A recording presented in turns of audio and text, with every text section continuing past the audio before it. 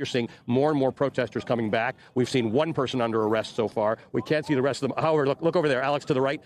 There is a very large grouping of police now moving in with batons and with shields. They are moving to provide now a rear support guard for the police that are there. You can see state police. You can see Newark, New Jersey police. I don't know who those new police are. They're in tactical gear, so it may be a SWAT team of some sort. But they are moving in. I will tell you, Catherine, the number of protesters left before this happened was relatively small. I think the last time you and I were talking was probably about 100, 125. By the time we left, it was well under that. There are far more police here than there were protesters. We are being asked by police to move back, so I'm going to be doing that. Can we stay here?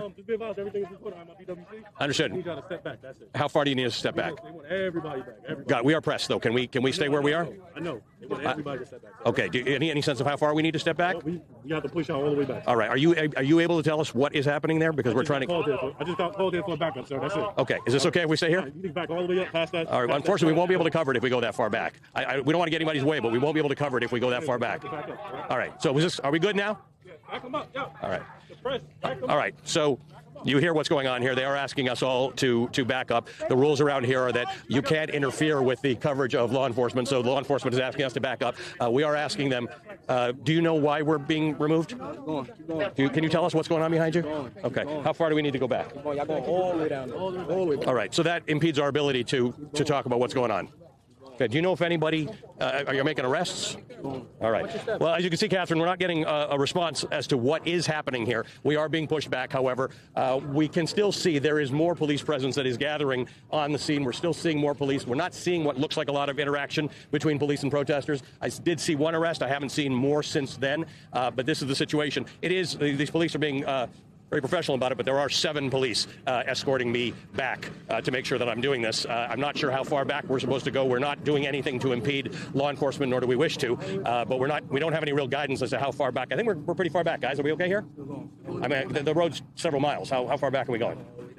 Okay. Are you guys going to walk with us for all the time? All right. Well, I guess we're going to have a police escort all the way back. I'm trying to keep an eye on it. I have a direct line of sight to what's going on. There does not appear to be any. Thank you. Does not appear to be any dispersal of the police. In fact, we're seeing more police moving in to the scene. In fact, it might be worth, Alex, just turning around for a second and getting a sense of how many police cars, how many police vehicles there are here. I mean, Catherine, this is the sort of presence that one would have been used to in New York City after 9/11, when they used to do those Cobra exercises where they would converge to simulate a terrorist response. I mean, there are more police cars here than there probably were protesters at this point. But as you can see, the police are removing the press from the scene very, very seriously. If Alex were to turn around again, and I don't want you to injure yourself, Alex, all of these police are walking us back. Just to be clear, there is no one else here. There's no one behind us. It's my producer, it's our security, and our camera. Yep. That's correct. That's it. All of these police are walking us back. Just to be clear, as you've seen, we're not resisting walking back. I am trying to ask why we're being removed and how far we have to go. This is a road that is several miles long, so I have no idea how far back we're going to go. We are effectively out of the line of sight of what's going on, which is part of the whole problem with this story, Catherine, that we can't bear witness to it. Elected representatives can't bear witness to it. We hear there are hunger strikes. We hear that there's mistreatment inside. Might be true, might not be true. ICE and DHS say it's not true. We don't know. And when we try and report on the story, this is what happens. Again, everybody's being very professional here, but I haven't had this much attention in a long time. I mean, this is more viewers than I sometimes get, I'm sure. There are a lot of police who are very clear on walking us back. Ali, can I just talk to you about something at the very beginning? You said that police removed the barricades and police took the barricades down? Yes. What had happened, the whole idea was that people were getting, in the opinion of the governor, too close to the facility. So they brought in the state police to act as a buffer between protesters and ICE.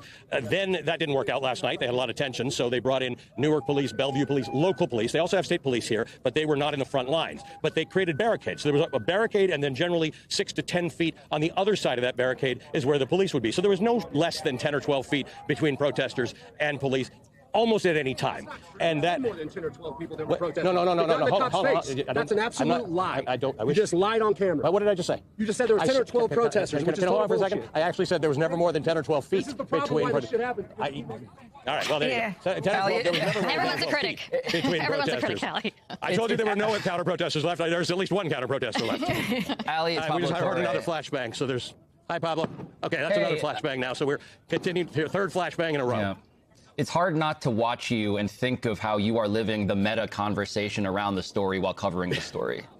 Yes, the whole point has been... I literally was saying there was 10 or 12 feet, and he said there were 10 or 12 yes, protesters. we all heard you very clearly. That gentleman decided to, I think, embody an internet commenter in real life, which is a surreal experience for you, I'm sure, as you're covering a real serious event.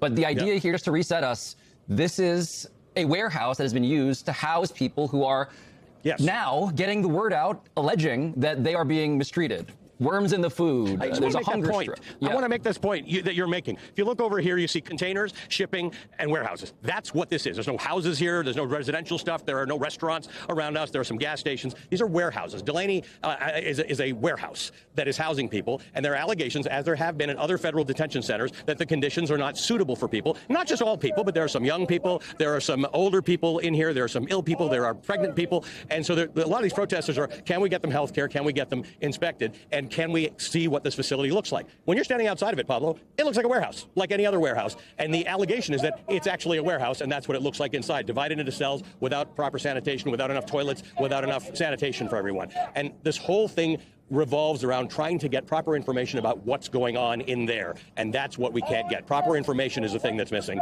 and that we're trying to do. But as you can now see, these police officers continue to walk us back.